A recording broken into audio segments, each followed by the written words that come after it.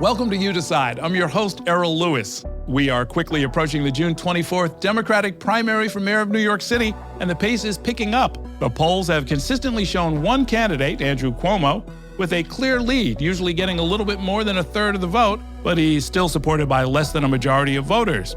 Undecided seems to be doing pretty well with about 22%, and everybody else, it's about 8 candidates at this point, are trying to get on the radar screen. They're trying to get your attention, they're trying to get donations, and they're trying to get elected.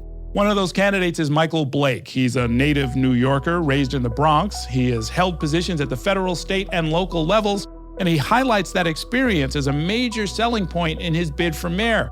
Blake worked as an aide for the Obama White House and represented parts of the Bronx in the state assembly for 6 years.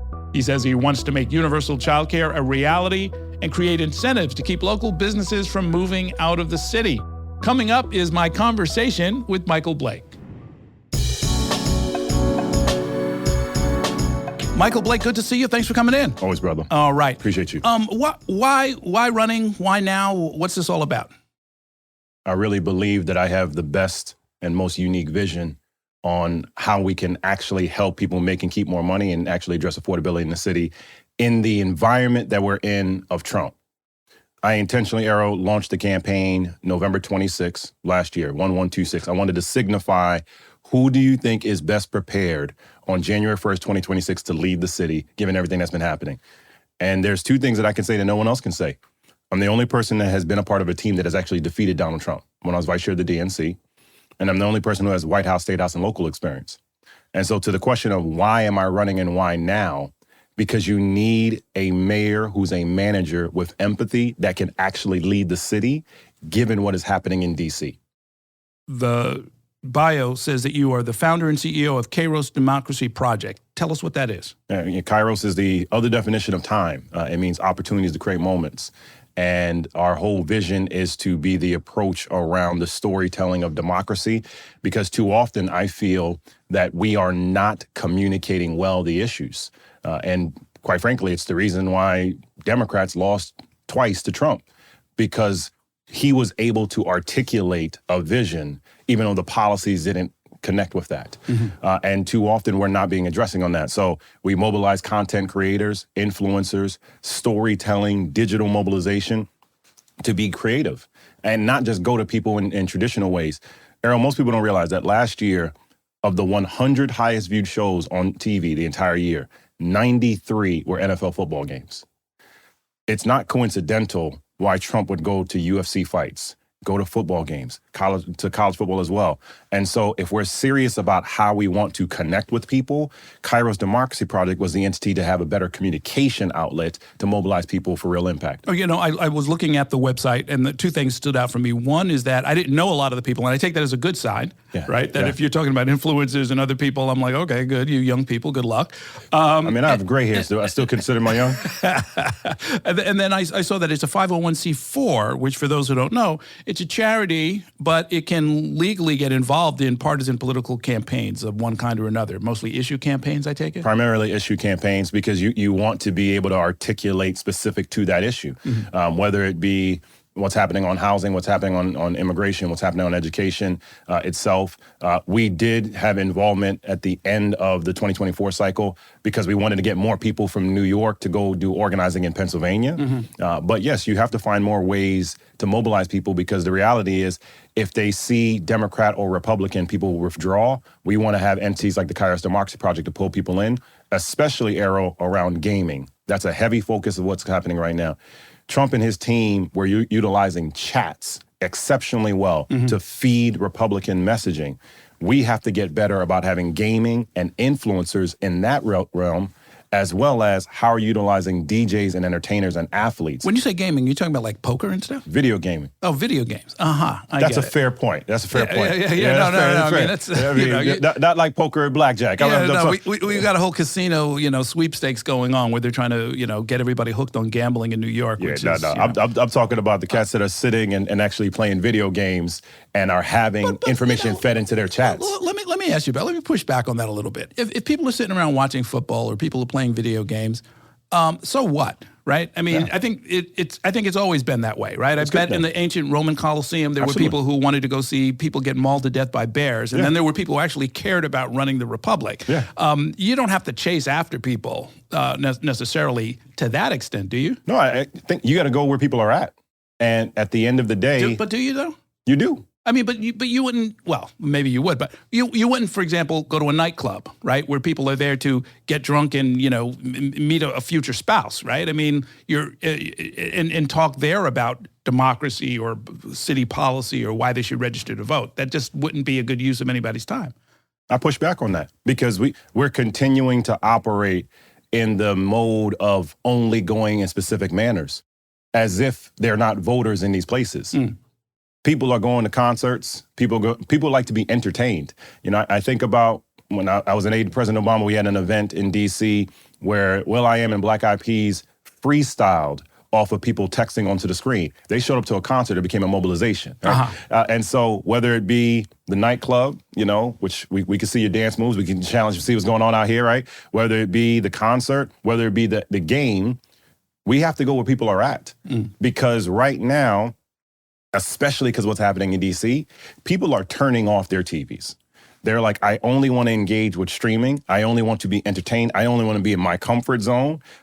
As a New Yorker, most people are like, you know what? I don't want to see anything about the news, but if you want to talk to me about the Knicks or the Yankees or the Mets, now let's rock. So why would we not be in those spaces to be able to actually talk about issues and then let someone make their own decisions? Okay, interesting. All of the candidates for mayor have said in one way or another, the Democratic candidates, that the cost of living is the #1 issue in the campaign. What is your take on that and your proposed solution? Absolutely. I think that there are very specific things we have to do. First, we have to have a local median income because area median income is not working. It doesn't make sense that you have Westchester County and other places outside the city that are determining what's happening with our affordability. You then have to take a step of determining if you're providing city contracts out, which you have to because of the services that are being deployed, the expectation of higher wages for the people that are being employed and subcontracted for that work. That is a way you can ensure that dual benefit. Then guaranteed income. I was the first person in the race talking about it. I know, there's another candidate now talking about it. I'm being very specific that if we implement the true cost of living, which New Yorkers voted on, people forget that, to understand what are your collective expenses. Meaning, right, we're supposed to, according to the city charter, calculate something called the true cost of living. Absolutely, right? Because now you're effectively looking at poverty metrics by itself, but you're not assessing childcare, groceries, et cetera. If we did that, then I do believe we should be looking at considering whether it be reserves or other revenue streams, helping New Yorkers hit that threshold of what would be the guaranteed income you need to be at proportional to your cost of living. Those are practical steps. Now, next step, how do we change what's happening around housing? Housing and childcare are the two fundamental expenses when it comes to our affordability. We should eliminate credit scores being used for rent homeownership applications. It is a discriminatory practice. It is not a true articulation of how someone actually is going to pay their bills. If someone missed a phone bill 10 years ago, but they paid their rent 10 years in a row, that's the clear barometer of what makes sense. We also, Errol, have to increase and expand income thresholds for housing applications because you effectively have to be rich or poor enough to get access to many homes in New York. You are effectively penalizing people to do better and well in New York City because if they make too much, then they come off these subsidies, which is wrong and not acceptable. Lastly, childcare. There has to be an approach around universal childcare, which again, we can pay for these elements. So to your question, that is how I would actually be intentional around how we do this. Then the question is, which I have not heard anyone else articulating as directly as I am, how do you pay for this? It's nice to have great ideas, but how do you pay for this? First, you have $2 billion of unclaimed fines and fees in New York City, primarily from parking tickets. Let's pursue that. Second, we need to have a vacant apartment tax, which if you do that for someone that is not utilizing New York as a primary residence, that can generate $400 million by itself. Third, we have to be much more intentional of how are we better managing what's happening within the city budget. In particular, NYPD has $1.4 billion in overtime that clearly was not connected to public safety. And then fourth and finally, I do think we have to take the serious step that when, not if, Trump and Elon and others cut funds to New York, how do you work with employers to withhold sending those taxes back to D.C.? Those are steps that can be taken to make sure you're able to pay for these kinds of programs. Okay, that's a lot. That's a mouthful there. I want to ask you about a couple of points within that, though.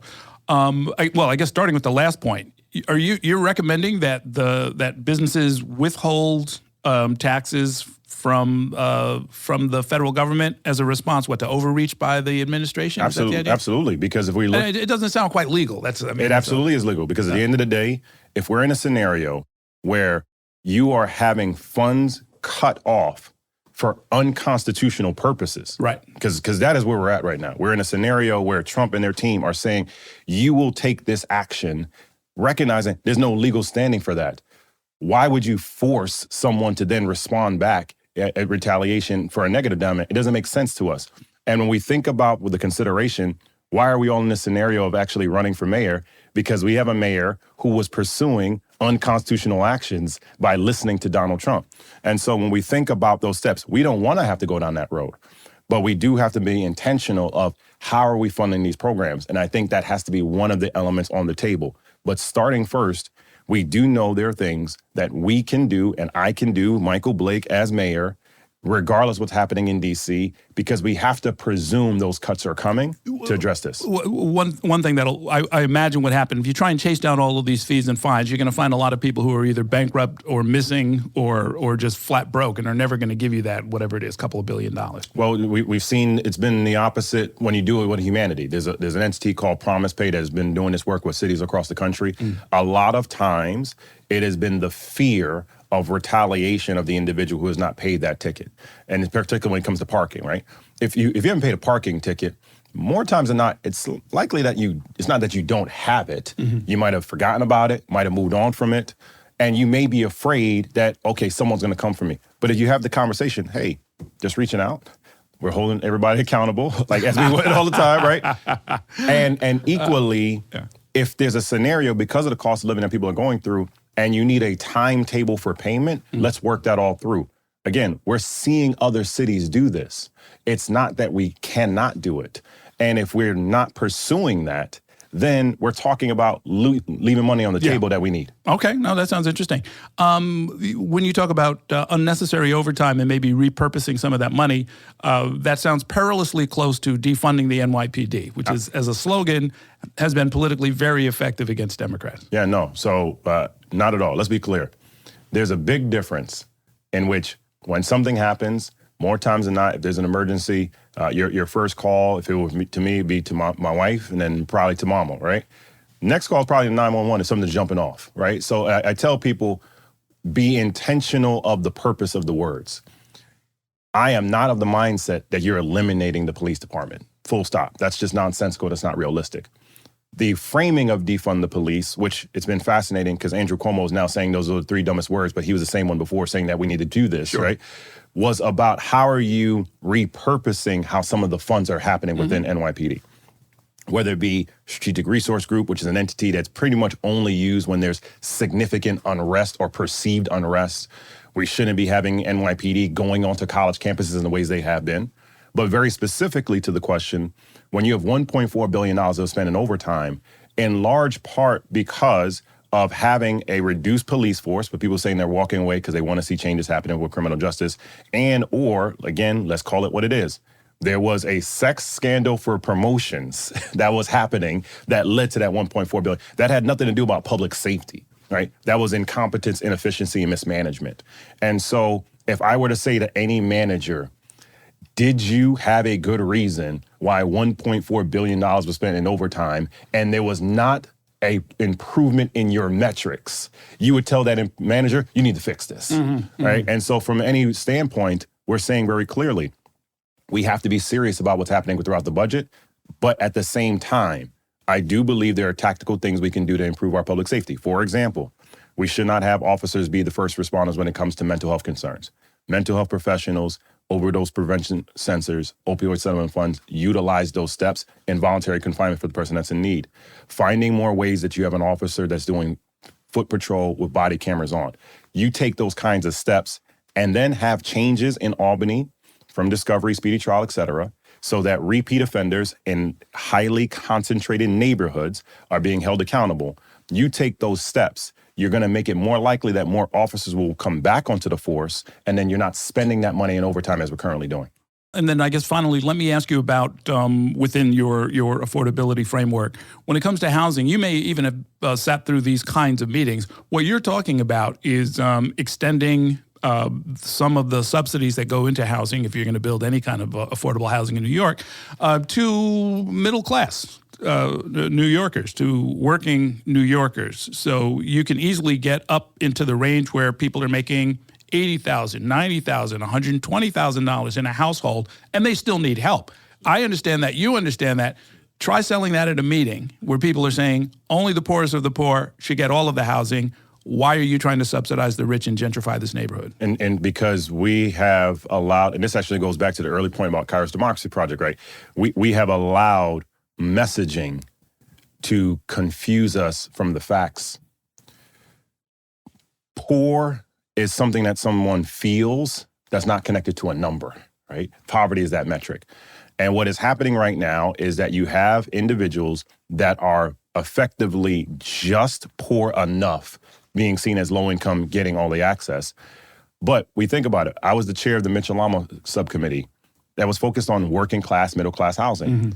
Why would we have a scenario where someone has to work 2, sometimes 3 jobs to hopefully be able to get access to a home? It's wrong. And a lot of this is because of bad policy. And so when we think through how do we help everyone to win, I have said in our Welcome Home plan, when you go to blakefornyc.com, go to Welcome Home, you see our affordable housing plan. We've had a metric of 600,000 being the units that we believe we have to get to that would help us get back to the number, especially of New Yorkers, and particularly Black New Yorkers and other New Yorkers who moved to the South, who felt it was simply not affordable to be here. You have to build more housing. Anyone saying otherwise is not being realistic. But you have to ensure that you're building to the middle and working class, which goes back to implementing the true cost of living. Mm-hmm. Because if we're continuing to be in a scenario where you're only subsidizing low income for whatever that means in terms of that area, you're effectively blocking out the majority that is actually there. And so that's what's going to lead to gentrification and displacement, mm-hmm. because mm-hmm. you're in a scenario where the people who want to stay in these neighborhoods can't, because the policy and the thresholds are not making sense. And so that's why I say not only do you have to build more, you also have to ensure that the incentives being provided to these developers and landlords, if they are not hitting these metrics, they should have the incentives taken away. I made a mini campaign some years ago through my column suggesting that people call it workforce housing. Stop calling it low-income housing. Call it workforce. It would change the game and has change a different feel. Absolutely. And sort of gets closer to what it is we want as the ultimate outcome. Totally. Let me ask you about some things. I noticed this. I'm watching some of the campaign stuff. When did you get married? I'm like, when did Michael Blake get married? Last year, 2024. Yeah. August 3rd. A brilliant, amazing Black woman, Brooke, who is fantastic, half Jamaican, half Honduran. I became a bonus dad at the same time. I'm smiling as I'm saying this right now. I became a bonus dad at the same time. So we have a 16-year-old who plays volleyball, 13-year-old who plays basketball. I've become that girl dad that is always wondering what's going on. It's amazing when I get excited talking about it. So Brooke played tennis. She was Michigan State. I'm a Northwestern guy, so we have Big Ten battles all the time. Amalia does volleyball. Elsie does basketball. So having 3 other sports fanatics around is amazing and a blessing. And she's a woman of God. And very briefly, this is how you know God is always present in control. We met at a conference that I was at. I was at a conference in Atlanta, which typically there would be no reason for me to be at that type of conference. Mm-hmm. I was there for marketing and other purposes. And she was about to speak. And I see a pastor walk up who I've preached for before, Reverend Dr. Gerald Durley, who was a titan in the civil rights movement. And I'm talking. And I said, Durley, why are you at a law conference? And he said, because my niece is about to speak. I was like, who's your niece? And I turned, and then she walks over. She's like, well, how do y'all know each other? He's like, oh, Michael has preached for me. I was in right there. Bro code. I see you. In fact, actually, that was the related question. When did you become a minister? So I've been a minister. Fortunately, I've become a reverend now. So I was a minister since 1995. So I am the epitome of a Jamaican, right? Because the tree jobs. So my mom always teased me, Michael Alexander Blake. My mama always said I was going to be a preacher, a journalist, or a politician. I became all 3, actually, right? So in 1995, I became a certified lay speaker in the United Methodist Church. Mm-hmm. Shout out to Calvary United Methodist Church in the Bronx. But then when I moved to Michigan and D.C. for Obama time, because I was with President started with him in '06 and '07. Then after, the AME church is what pulled me in. So I became an exhorter in the AME church. I was at Trinity AME in Michigan and the Al Chapel AME in DC. And then when I came back home full time, the Union Grove Missionary Baptist Church, Reverend Frederick Crawford, who's been a blessing, pulled me in and was like, okay, so you're doing all this other places. What are we doing here, right? And I had been, I had been running from it for a while because I was reluctant only because I thought people would treat me differently by hearing Rev, right? It was not that I didn't feel it. I mean, I preached all the time. I love you see me. But no, this is who I've been, and that's my spirit. I'm born on Christmas Day. Like, it literally is like what are we doing, right? And then you get to the point where I was not going to fight the calling that God had for me, at one. Two, I also wondered, would people see you differently as a public servant? And then I had to remind myself. Well, hopefully they would, right? I mean, they look at you differently with a higher threshold. And we have a track record, right? You had, obviously Congressman Flake in Queens. Obviously, I mean, Adam Clayton Powell being the epitome in Harlem. Senator Warnock, who, even though he's in Atlanta, folks forget, he was a preacher in New York itself. He was a youth minister at Abyssinia. When I got baptized there, when he was there, right? There, so I was like, you know what? This is a way to epitomize what we're taught about in Matthew 25, serve the least of these. So it has been a blessing on top of all that is happening to have both happen in my life. Okay, so you got your ticket punch, you're ordained and everything. That's right, that's true. All right. And I passed my ordination exam last year on the day of what would have been my daddy's 90th birthday. How about that? That was nothing but God. Okay. So now, is your plan to become and remain affiliated with the church, regardless of the outcome of this election? Absolutely. Union Grove Missionary Baptist Church is our foundation. That's our rock.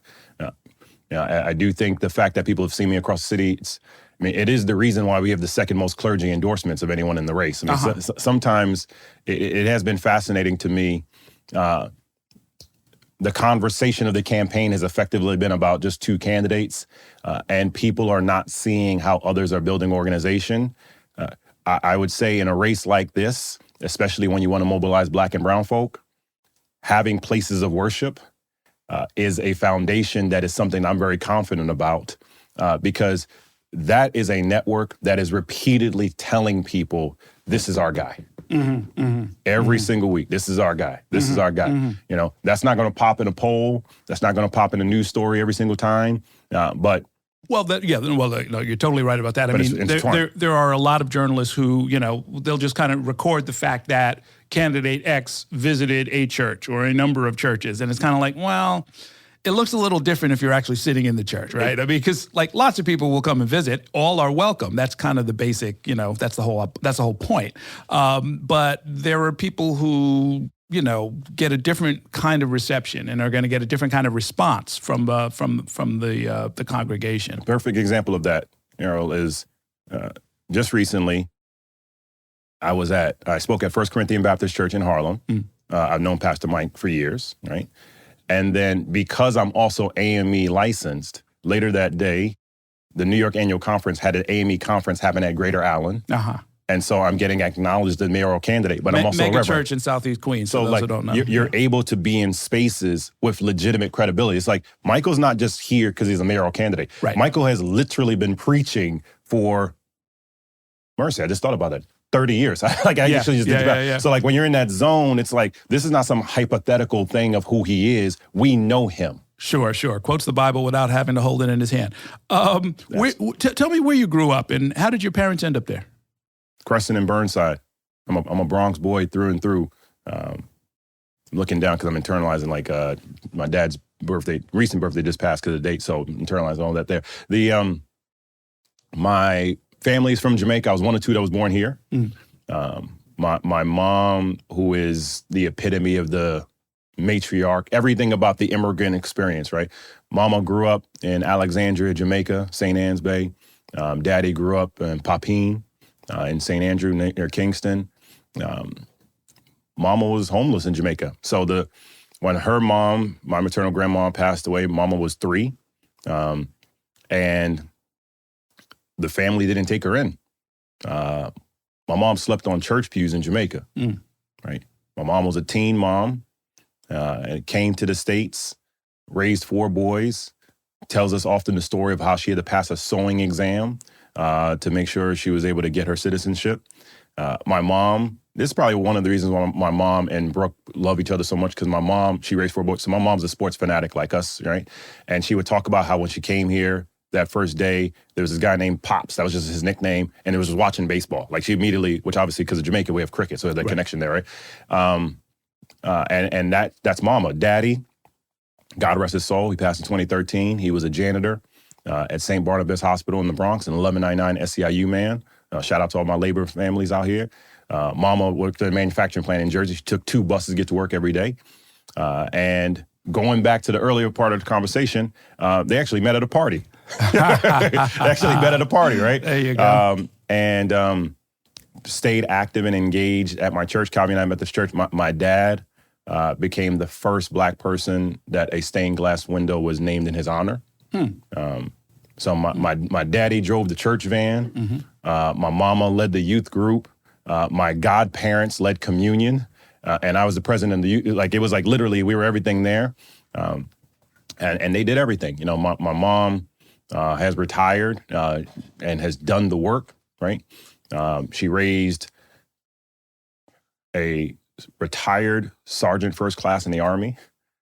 She raised a young man who was a DJ. She raised another one who was a welder. My second oldest brother, he passed away about almost 3 years ago. And then she raised a young boy who worked for a president in the White House. Like, Mama did good, right? Oh, yeah. And will still text me at the middle of the night, did you see what the Yankees just did? Right? like, can you believe what is going on right now? Yo? But that's fam. And you know, what needs to be done to keep the promise of New York alive for future immigrants and migrants? Well, very directly, we shouldn't have ICE at our schools, our places of worship, our community centers, because it's unconstitutional and it's wrong. We have to expand the conversation of immigration, because we have allowed MAGA Republicans, I want to be very specific because it's not the entire Republican Party, but we've allowed MAGA Republicans to make immigration a Latino-only conversation. It is Latino, it is Caribbean, it is African, it is Asian, it is all of us who are intertwined in this. We've allowed that coalition, that small minority, to make it an us-them conversation, which I do remind people, going back to faith, that Jesus was a Jewish man of color who was a refugee in a foreign land. So like, it's fascinating when I hear people talk to me about we don't like immigrants, but they call themselves Christians. Like, you can't actually have both, right? It doesn't really work that way. And so to that degree, we got to change the narrative. Then we got to change the policies. And then we have to be very intentional on how we are protecting one another. And this is one of the reasons why I decided to run for mayor. We will have a scenario from 2026 to 2030 where, at least for 2 years, we're going to be wondering and assessing, how are we protecting the most vulnerable when you have a sexist, racist demagogue doing everything humanly possible to try to harm our communities? And when that happens, usually it leads to cut of funding and programs to people that look like you and I, for folks that are not having the access they need. And we're watching right now, Errol. We're watching families that are concerned about walking their kids to school because will ICE roll up on them. We're watching right now of students who are genuinely wondering, can I protest? Can I speak my mind? Because I'm afraid that ICE is going to pull up on me. And so to that degree, you have to have the intentionality of how are we having our legal protections for our immigrants and families, because as we're seeing right now, they're going after citizens. It's not just those that are supposedly undocumented, right? But then it's also about how do we have a very thoughtful approach in all that we're doing, including language access. We can't just have things just in English. And one thing that is never really fully addressed, you have about 180,000 immigrants, in particular African immigrants, who we've seen a lot, who do not have legal representation when they're going into these hearings. Sure. So you're creating a cycle of violence and disruption. We talk that through. We also then, to the broader question, it goes back to how we envision management. When you're not reimbursing nonprofits on time, we see that you have childcare centers, such as in Brooklyn, with Grant Street and others, Nuestros Niños, that are taking care of immigrant families, worked and led by immigrant communities, who are now wondering, are we going to have funds? And we're now wondering if people are going to get deported. Like, it's a cycle that's not helpful. Yeah. That is an issue that has been bugging me for a while. I've been asking a lot of the candidates about it. To the extent that that is a management failure, and it clearly is, but it's kind of a multi-generational one. I mean, I remember talking about this with candidates in like the 2009 race. We talked about it in the 2005 race. Nonprofits have been getting, who contract with the city, have been getting screwed, for lack of a better word. Oh, 1,000%. They do the work. They're not quite compensated enough. Even when they get it, it might be a year late. It might be 2 years late. They have to lay off staff. They have to close their doors. The service suffers. It's just a complete catastrophe. But we've institutionalized it.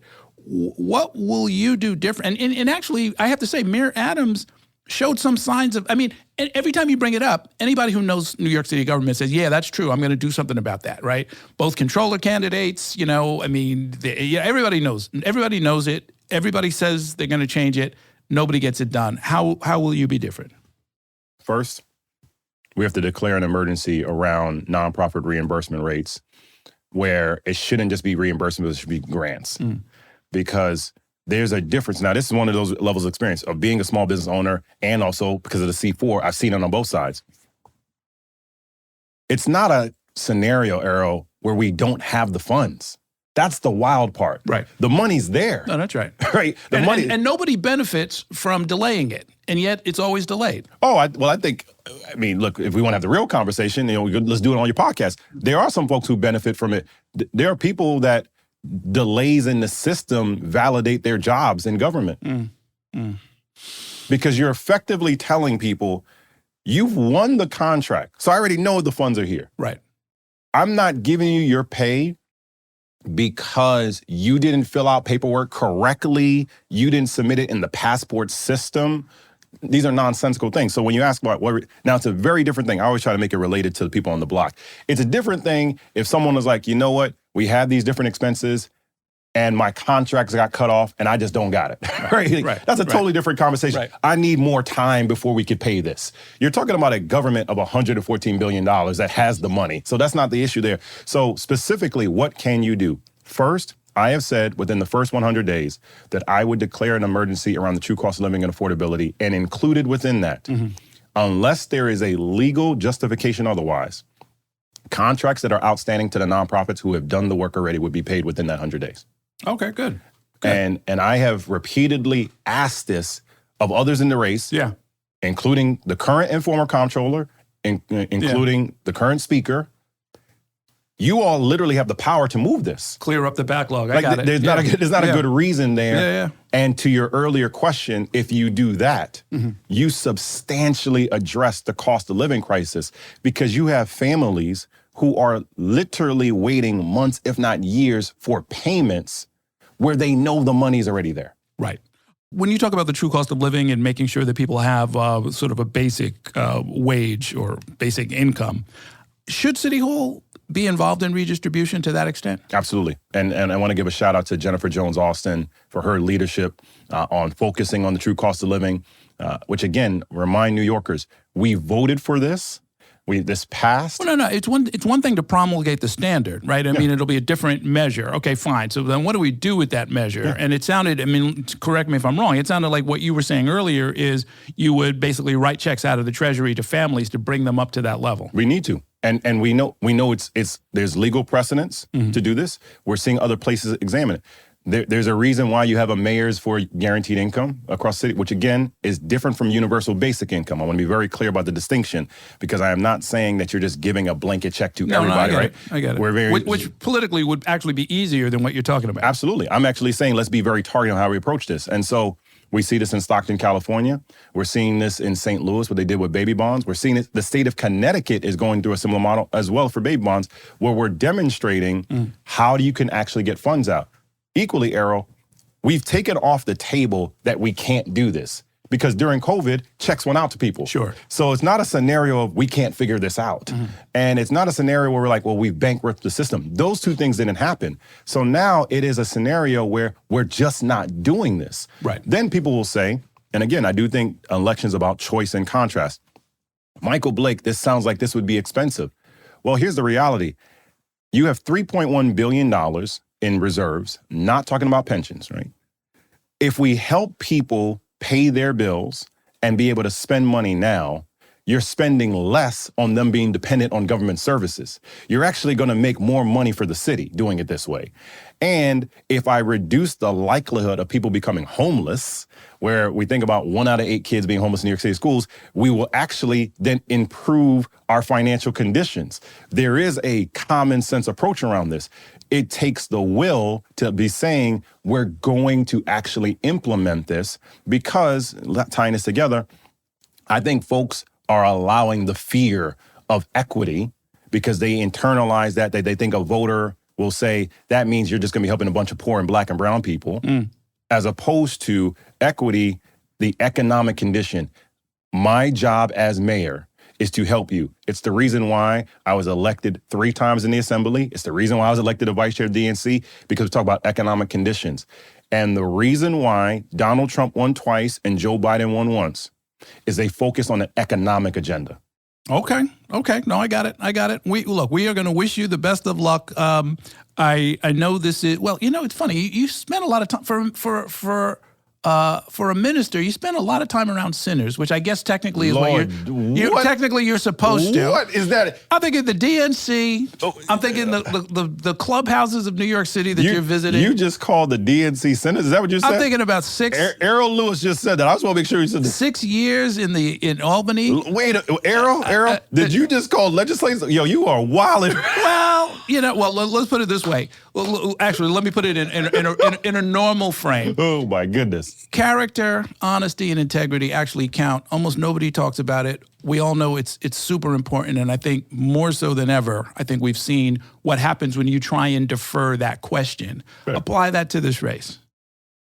You need to see very clearly that a budget is a moral document, and you're going to be in a scenario at a minimum, again, from 2026 through 2029. You're going to see obscene continual cuts to communities already hurting. I think my morality as a reverend is actually going to help me be better in leading a city in that kind of environment and not get caught up in the foolishness. And then equally, and again, we talk about this on our website, BlakeForNYC.com. We talk about this a lot. The topic that gets discussed the most in the Bible is actually poverty. People never think about that. The topic that is discussed the most throughout the Bible, poverty. When Jesus asked and said, this is what you did for me, now how did you do it? You fed me when I was hungry. You clothed me when I was naked. You took care of. That is who we are as a people, whether it be in the Old Testament for our Jewish brothers and sisters, whether it be at a shul, whether it be if I'm at a masjid with my Muslim brothers and sisters, whether it be for our Christians. Poverty and economic conditions is at the root of who we are. Lastly, it may seem like it's a distinct, but you got me connected here. If Pontius Pilate would not have listened to the crowds, Jesus would have still been alive.